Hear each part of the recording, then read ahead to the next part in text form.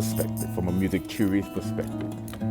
Because if you look at song from a musical perspective, you have to get into the chromatic scales, the diatonic scales, paradox, primarily the duality, diatonic scales was like and extracted from the ambiguity chromatic scales to form the musical structure in the Western hemisphere. Paradoxes is based on contradictory. Ambiguity deals with indecisiveness. You know, why see that in abstract visual art, where the why art is may there a have low, why E ambiguous chord is a low E and a high E? interpretations. It's an octave. And because we have What this is the amplitude and frequency? Watch this video. Watch this maximum extent of a vibration. This is my mini library. I have a much bigger library. So